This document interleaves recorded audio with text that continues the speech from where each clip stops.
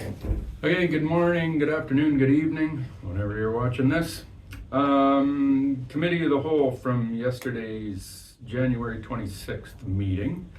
A couple of things on the agenda. The first one being High Country Drive, and this follows some requests and letters that were sent to us from Mr. John Turner.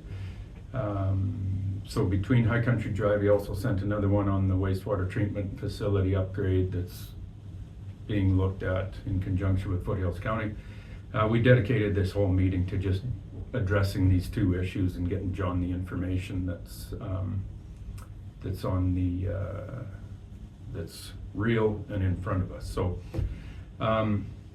first one on High Country Drive, I'll tell you the current state of things. So one of the pieces that's been out there is that are going to spend upwards of $700,000 on this intersection, which is false. So where we're at to date, there has been $140,000 since 2022 that has been spent on engineering studies, the temporary bump outs, all these kinds of things, a little bit of paving and stuff that was done around there. It's $140,000 what's been spent on there. Now, I'm not going to say this process has been smooth by any means. It hasn't been the most ideal situation or been dealt with the smoothest way, with council kind of going all over the map trying to figure this thing out. It's just the way some of these things go. But where we are, the current state today is through budget deliberations over the last couple of weeks. In December, council approved the ultimate best design, which is bump outs, layered crosswalk with both the golf carts and the pedestrians on there, bump outs and a four-way stop. That's no question in my mind, or tough to argue, that would be the safest thing for pedestrians and to slow traffic down. The issue is there's a $365,000 estimate on the permanent construction on that. And through budget, that's where myself and the rest of council had a bit of an issue with the cost of that, because and the reason why it's so expensive is because you have to start moving stormwater drains around and stuff. Now, as soon as you dig into these roads, you don't really know what's underneath there. I'm not convinced that 365 won't turn into 400 or more real quick when you start playing around with storm drains and stuff. So the number just got too high compared to the higher priority projects that we have on the docket for this budget, that the 365 just didn't fit. So council has now gone back, and we've got two options that are coming to us on February 9th for the finalization of this budget. And it's going to be one of two things. Council can decide whether the road returns to being a two-way road with flashing amber push-button lights for pedestrians and golf carts to push when they want to cross. Or they can continue with it being a four-way stop with no amber flashers, of course, but a four-way stop on all intersections. Regardless of which one we go, council has all agreed that the bump outs will go, the temporaries will go after we make this decision, so we know exactly what we're doing and staff have time to go out and grab those things and haul them out of there. So either way, the four-way will be gone. Council's going to discuss whether it's a two-way or a four-way. So that's where that one's at. The next one was regards to the wastewater treatment facility upgrade. So this is, give you a little bit of background, Alberta Environment. Our wastewater treatment facility that's out north of Cargill is functioning exactly how it's designed. It's doing exactly what it's supposed to be doing. There are zero problems with our wastewater treatment facility. The issue comes into play is that Alberta Environment has, over the past, well, I think it started in 2008 or 9, something like that, that they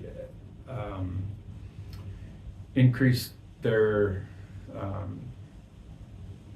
tolerance level, is that the word to use? Decreased their tolerance level for the amount of phosphorus to be in the effluent that we push out to Frank Lake, which means we have to upgrade our facility somehow to deal with that. Facility works, but we've got to meet the Alberta environment standards.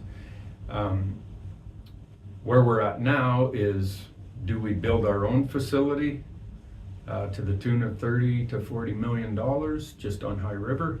Or do we partner up with Foothills County, who also needs a wastewater treatment facility out in the Alderside area? And do we partner up together and build one facility that facilitates both municipalities? Obviously, when you do that, there will always be cost savings for the capital cost to build it, for sure.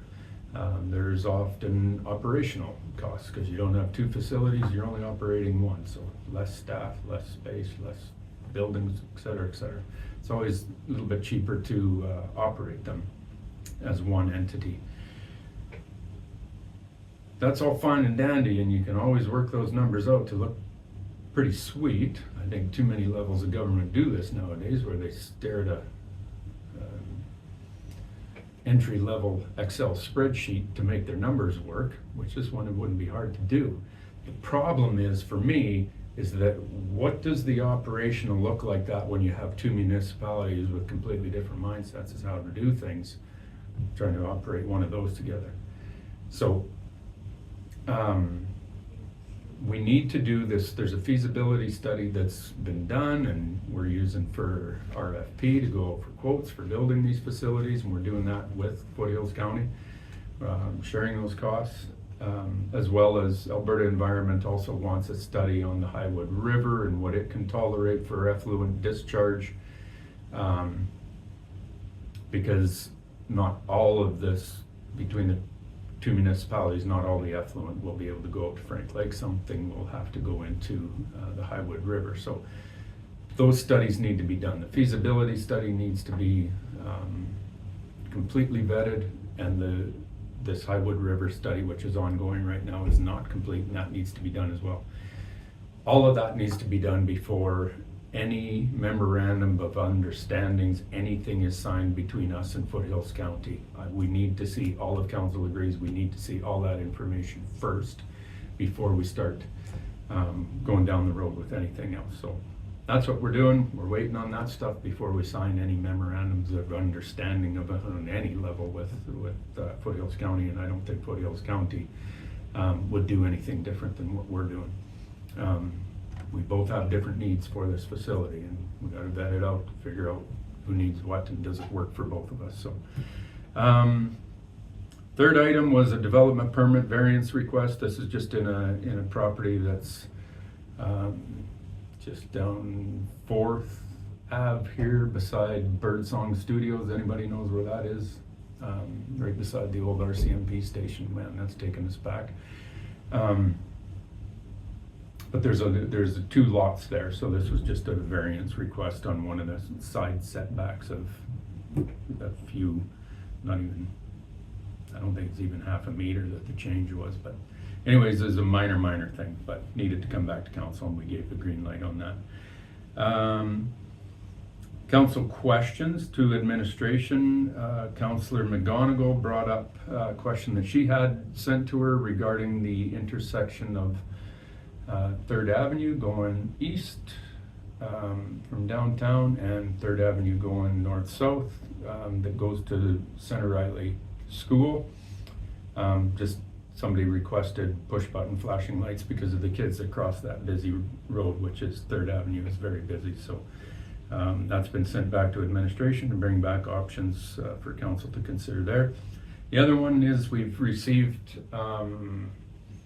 information through the budget in regards to our sports fields, baseball diamonds, soccer pitches. Through our budget discussions, we've allocated some money to upgrading a couple of fields so that we've got a priority field for soccer and a priority field for ball diamonds that we're going to raise to a A-level playing status. So, but these groups, the emails, the information we've sent, they want more fields, all this, totally get it. So we've directed administration to organize a meeting where these groups would come and sit with council, and we'll discuss exactly what their needs are so that we're all on the same page. Because there's been lots of discussion. We had these groups in with us last year for a pretty extensive meeting to understand their needs, and we'll just take it one step further and do it again. So that was the council highlights for the committee of the whole. Council highlights for the regular council meeting. This one was pretty simple. One piece is council's consideration of the residential curbside garbage pickup that the town of High River currently does now. We are considering contracting that out to a third-party provider. So all we've done with this one is given the green light to administration to formulate a request for proposal for these companies to send us their quotes and proposals as to how they would do this within the town of High River for us, outside of the town doing it them ourselves. So we'll see what that looks like when it comes back. The other one was the agreements with the pickleball group and the tennis clubs for the use of the outdoor courts out in Montrose. The agreement that was in place or isn't currently in place is coming due, so that just needs to be renegotiated, and there's a few things in place to gain new council. How do you want to operate those things? They are public facilities that need to be available to everybody in town, so we want to make sure we're doing the best job we possibly can with that. So again, that'll be coming back for future discussion at council. We'll leave it at that. Love it. Anytime. Take care. Have fun. Bye-bye.